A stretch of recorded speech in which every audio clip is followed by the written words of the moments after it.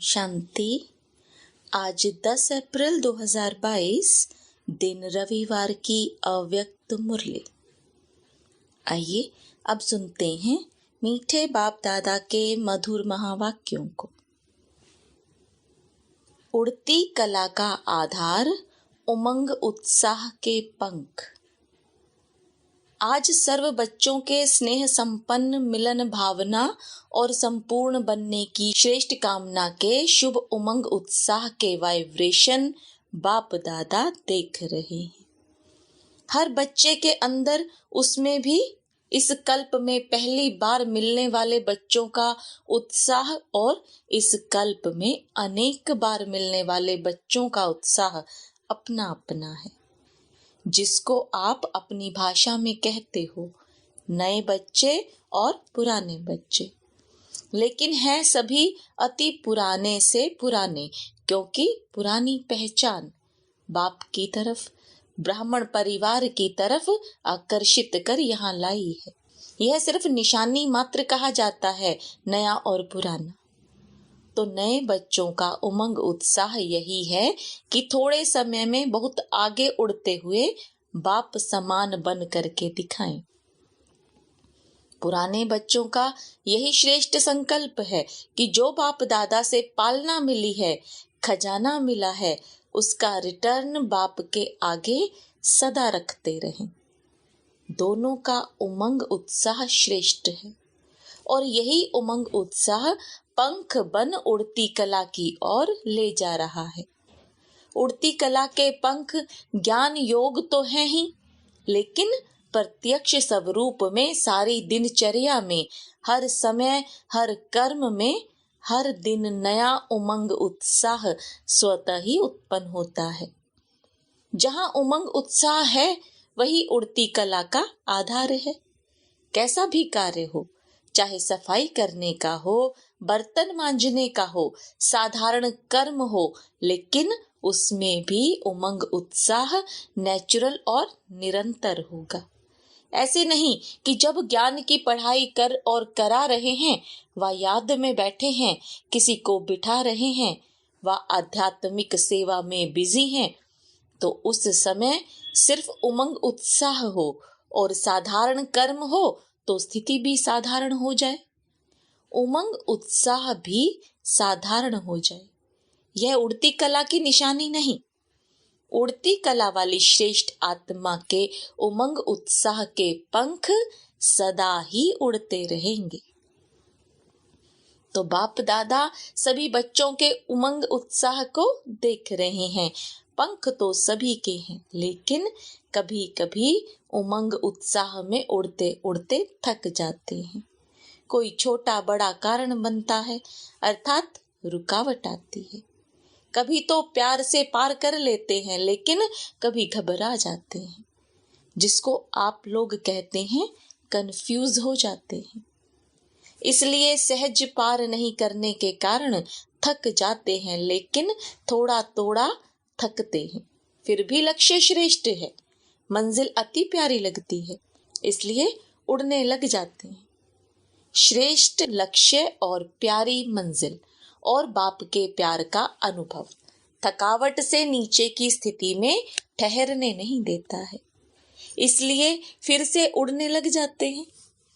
तो बाप दादा बच्चों का यह खेल देखते रहते हैं। फिर भी बाप का प्यार रुकने नहीं देता और प्यार में मेजॉरिटी पास है, इसलिए रुकावट कितना भी रोकने की कोशिश करे और करती है। कभी कभी सोचते हैं कि बड़ा मुश्किल है, इससे तो जैसे थे वैसे बन जाएं, लेकिन चाहते भी पास्ट लाइफ में जाने का मजा नहीं आता, क्योंकि पहले तो इस परमात्मा प्यार और देहधारियों का प्यार दोनों का अंतर सामने है।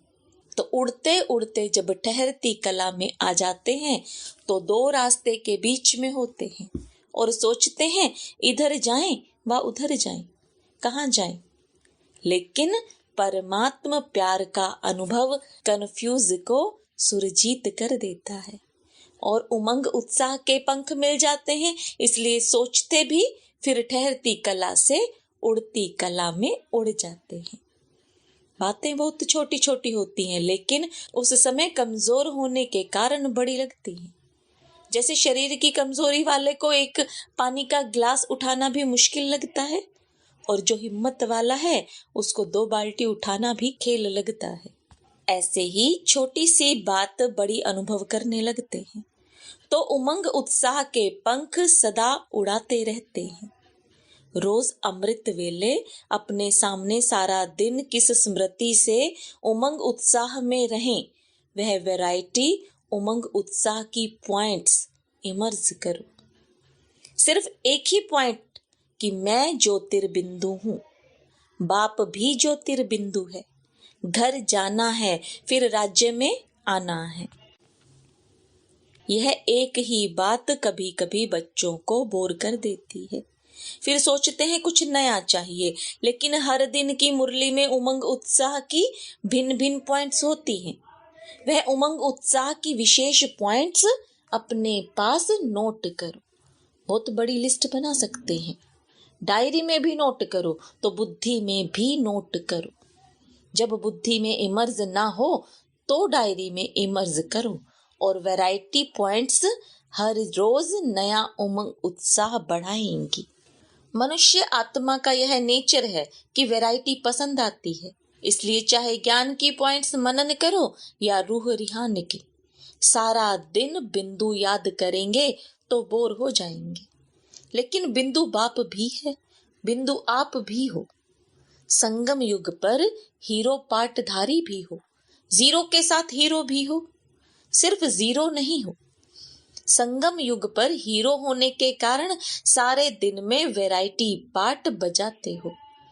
मुझ जीरो का सारे कल्प में क्या क्या पार्ट रहा है, और इस समय क्या हीरो पार्ट है, किसके साथ पार्ट है, कितना समय और क्या पार्ट बजाना है।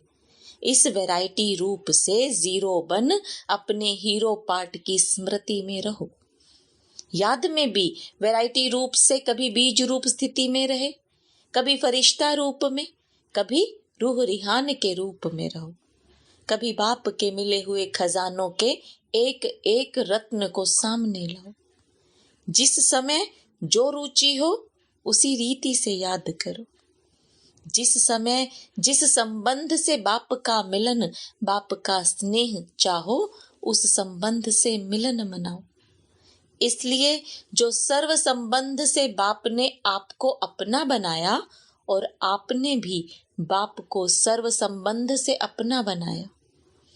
सिर्फ एक संबंध तो नहीं है, वैरायटी है ना। लेकिन एक बात ध्यान में रखनी है कि सिवाय बाप के, सिवाय बाप की प्राप्तियों के व सिवाय बाप के खजाने के और कोई याद ना आए।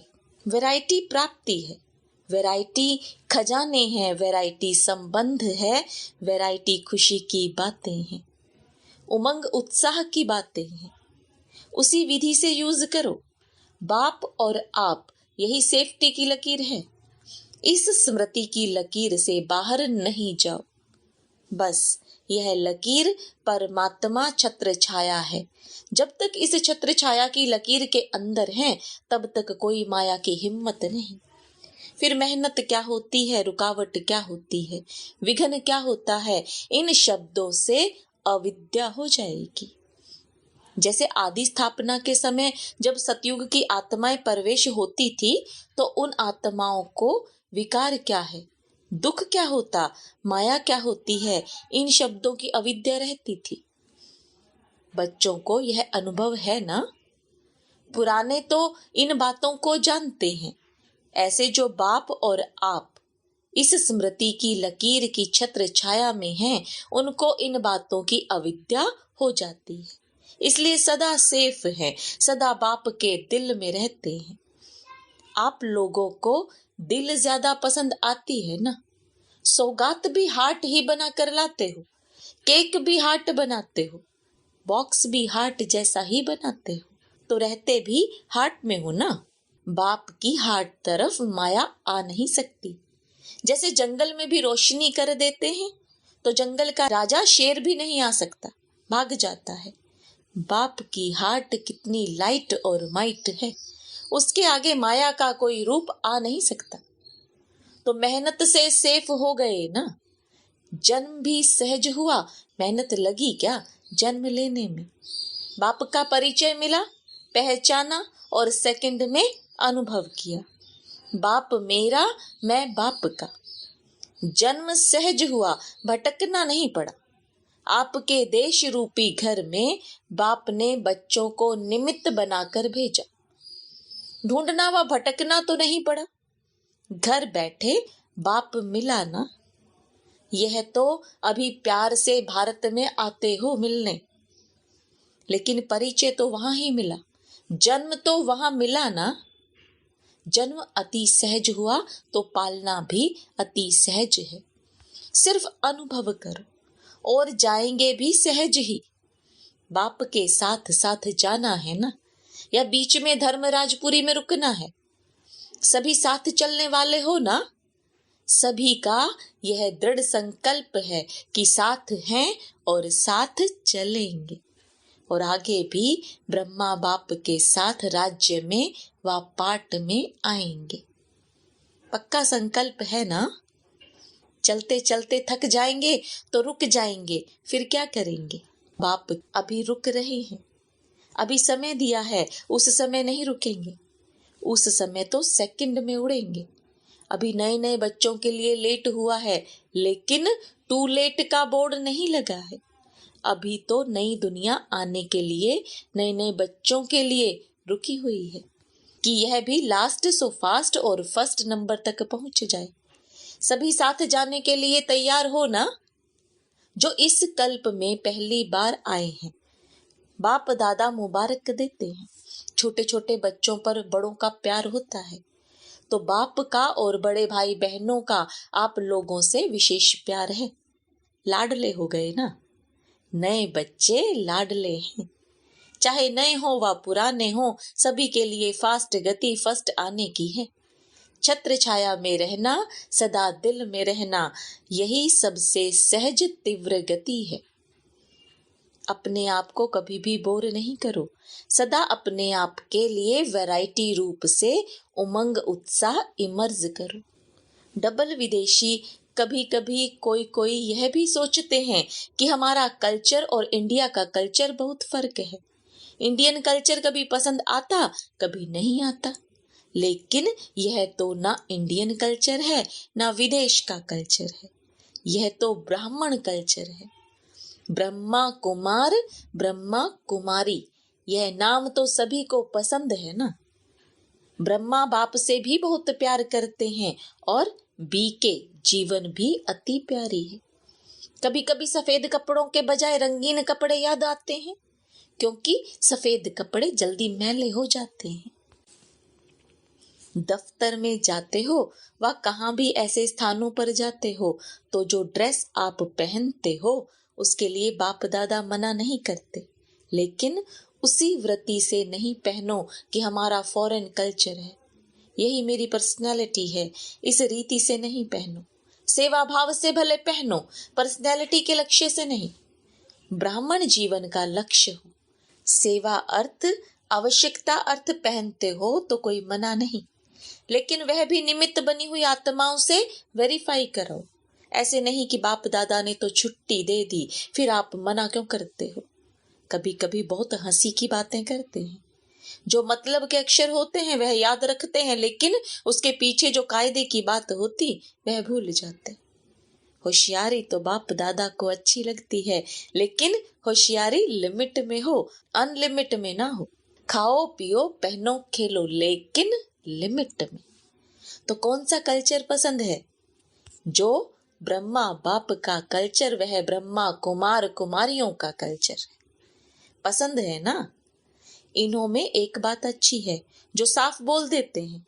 सभी एक जैसे नहीं हैं। कोई कोई ऐसे हैं जो अपनी कमजोरी वर्णन करते हैं, लेकिन विम्जिकल बन जाते हैं, बार बार वही स्मृति मिलाते रहते। मैं कमजोर हूँ, ऐसे नाजुक नहीं बनो। विशेषताओं को भूल जाएंगे, कमजोरी को ही सोचते रहेंगे, यह नहीं करना। कमजोरी सुनाओ जरूर, लेकिन जब बाप को दी तो फिर किसके पास रही। फिर क्यों यह सोचते हो मैं ऐसा हूं। बाप को दे दिया ना। बाप दादा को पत्र लिख कमजोरियां दे देते हो, या पत्र लिख बाप दादा के कमरे में रख देते हो, तो फिर सोचते हो जवाब तो मिला नहीं। बाप दादा ऐसे जवाब नहीं देते। जो कमी आपने दे दी तो बाप दादा उसी जगह पर आपको शक्ति, खुशी, उमंग, उत्साह भर देता है। तो जो बाप दादा देता है वह लेते नहीं हो, सिर्फ सोचते हो कि जवाब तो मिला नहीं। जो बाप देता है उसको लेने का प्रयत्न करो, जवाब का इंतजार नहीं करो। शक्ति, खुशी लेते जाओ, फिर देखो कितना अच्छा उमंग, उत्साह रहता है। जिस घड़ी अपनी कमजोरी लिखते हो वह निमित्त बनी हुई आत्माओं को सुनाते हो तो दे दी माना खत्म। अभी मिल क्या रहा है वह सोचो। बाप दादा के पास एक एक के कितने पत्र आते, बाप दादा उत्तर नहीं देता, लेकिन जो आवश्यकता है, जो कमी है, उसको भरने का रिटर्न देता है। बाकी याद प्यार तो रोज देते ही हैं। कोई दिन ऐसा है जो याद प्यार ना मिला हो? बाप दादा सभी को रोज 2-3 पेज का पत्र लिखते हैं, अर्थात मुरली। इतना बड़ा पत्र तो रोज कोई भी किसी को नहीं लिखता। कितना भी आपका प्यारा हो, कोई ने इतना बड़ा पत्र लिखा? मुरली पत्र है ना, आपकी बातों का रिस्पोंड होता है ना। तो इतना बड़ा पत्र लिखते भी, बोलते भी, जो आप विशेष पत्र लिखते हो उसका विशेष रिटर्न भी करते हैं, क्योंकि लाडले सिखी लदे हो। बाप दादा रिटर्न में शक्ति और खुशी एक्स्ट्रा देते हैं। सिर्फ बुद्धि को सदा केयरफुल और क्लियर रखो। पहले भी सुनाया था, वह बात अपनी बुद्धि से निकाल दो।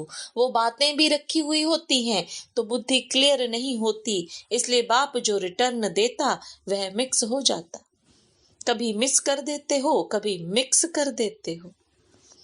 कभी कभी कोई बच्चे क्या करते हैं, आज हालचाल सुनाते हैं, कई सोचते हैं सेवा तो कर रहे हैं, लेकिन बाप का वायदा है कि मैं सदा मददगार हूँ, इस सेवा में तो मदद की नहीं, सफलता कम निकली। बाप दादा ने क्यों नहीं मदद की? फिर सोचते शायद मैं योग्य नहीं हूँ, मैं सेवा कर नहीं सकती, मैं कमजोर हूँ। व्यर्थ सोचते हैं।